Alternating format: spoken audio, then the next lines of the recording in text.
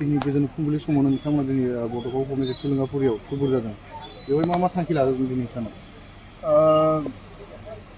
बड'फा उपेन्द्रनाथ ब्रह्मनि फबनाय जायगा बे थुलुंगाफुरि बर' माहारिनि माहारियारि आरो समाजारि आरो गासै थांना थानायनि थुलुंगानि बे थावनियाव दिनै फुंबिलियाव 8:30 आसाम सरकार आरो बिटिआर काउन्सिलनिफ्राय सरकारि भाबै मोनसे बेयाव हाबाफारि लानाय जादों।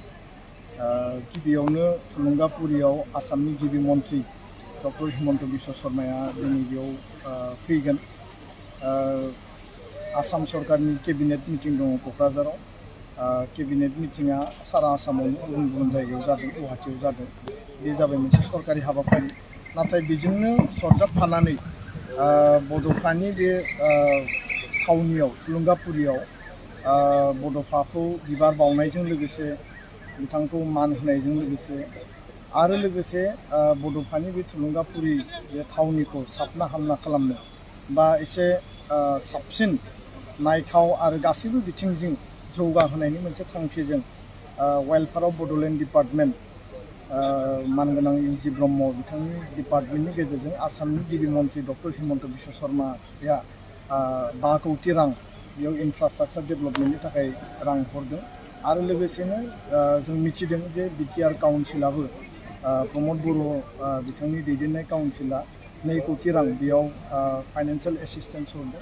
आरो गासै 7 कौटि रांनि बेयाव जिफोर निड माने प्रायरिटियाव इनफ्रास्ट्राक्चार डेभेलपमेन्टनि थाखाय बेयाव माने दिनै फाउन्डेसन ले जागोन।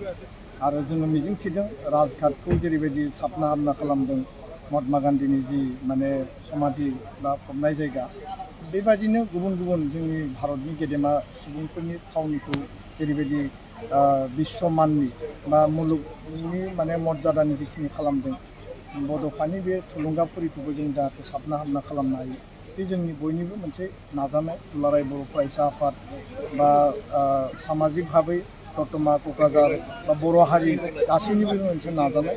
आरो बेखायनो जों गोजोननाय मोन्दों जे आसामनि गिबि मन्त्रिया बर' माहारिबादनि सासे गोथां नेरसोन आरो थुलुंगानि माने थिलि आरो बड'फाया माहारिबाद, माहारि सान्थौ सानस्रि आरो बर' माहारिखौ गेरेमसा माहारि दानायनि जे थांखिजों मोनसे भिगरास मास मुभमेन्ट खालामदोंमोन। आरो लाख लाख बर' रायजो राजाफोरा बे सोमावसारनायाव ओंखारदोंमोन।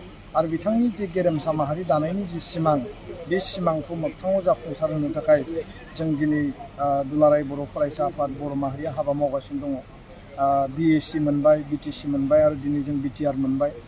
आरो आसाम सरकार आरो बिटिआर काउन्सिला दिनै सरकारि भाबै बेखौ मोनसे साबसिन लेभेलाव लांनो थाखाय जिखिनि इनिसियेटिभ लादों बे जोबोदनो बाख्नायथाव। आं आसामनि गिबि मन्त्रि बिथांखौ सरकारि प्रग्रामजों लोगोसे नैबे हाबाफारिखौ लाफानायनि थाखाय बिथांनिसिम आं धन्यबाद जासिगोन। आरो इउ.जि. ब्रह्म मानगोनां मन्त्रि बिथांनिसिमबो आं धन्यबाद जासिगोन। आरो बिटिआर काउन्सिलनि मानगोनां चिफ प्रमद बर' बिथांखौबो आङो साबायखर बावदों। नैबे हाबाफारिनि उनाव दतमानि बरागारि गामियाव बड'फानि न'आव मानगोनां आसामनि गिबि मन्त्रि बिथाङा दावबायहैगोन। आरो बे दावबायहैनायाव बिथांमोननि न'खरनि बाय बाहागि गासैबो सुबुंजों गिबि मन्त्रि बिथाङा सावरायगोन। आरो सावरायनानै बिथांनि न'खरनि गासैबो हाल साल आरो गामिनि थासारि, ओनसोलनि थासारिखौ बिथाङा खौरां लागोन। दा बे मोननै हाबाफारिखौ सरकारि हाबाफारिजों सरजाबनानै आलादायै लाफादों। आरो जिहेतु थुलुंगाफुरियाव बिथाङा दावबायफैदों, दुलाराय बर' फरायसा आफादनि मोनसे डिउ रेसपन्सिबिलिटि बिथांमोना जोंनो मेसेज हरदों बेयाव बाहागो लानो थाखाय। आरो बे हिसाबैनो जों बिथांखौ जास्ट वेलकाम खालामनो फैदों। आरो सरकारि हिसाबै जिखिनि सरकारि हाबाफारि दङ थिखानाय, बे गासैबो मोनफा मोनफायै जालांगोन। बिनि केबिनेट जथुम्मानिसिम माबाफोर बुंनो गोनां दं नामा? जे बिटिआर बासिनि थाखाय माबाफोर मोजां खौरां फैगोन नामा बेनि सायाव? दुलाराय बर' फरायसा आफाद आरो बर' माहारिनि जानानै जोङो जेब्लाबो सरकारखौ बर' हारिनि बर' मिडियामनि जेंना 6.3 स्कुल प्रभिन्सियेलाइजेसन बिटिआर रेकर्डनि दफायाव जि दङ, आरो लोगोसेयैनो टिचार एपइन्टमेन्ट होनांगौ, थाखो 11 आरो 12 हायार सेकेन्डारि आपग्रेडेसन खालामनांगौ बर' मिडियामजों, बे गासैबो मेटारफोरखौ लानानै जोङो अलरेडि सावरायखांबाय बिनि माइनट्सबो ड्राफ्ट जाबाय दा जोङो माखासे समाव सरकारजों सावरायनानै माखासे जिफोर डिसिसनखौ केबिनेटआव लानांगौ आरो केबिनेट डिसिसननि उनाव मावफुंनांगौ बे बाथ्राफोरखौ जों बिथांमोननो रिमाइन्डार होबोदों आरो नैबे क'क्राझाराव जानो गोनां जि केबिनेट बे केबिनेटआवबो माबा नङा माबा मोनसे बर' मिडियामजों बर' मिडियामनि सोलोंथाइजों बर' रावजों आरो बर' माहारिजों सोमोन्दो थानाय जाहाथे बेयाव माबा मोनसे डिसिसन जायो ओरैनो बिथांमोननि केबिनेटआ सप्ताहिक जायो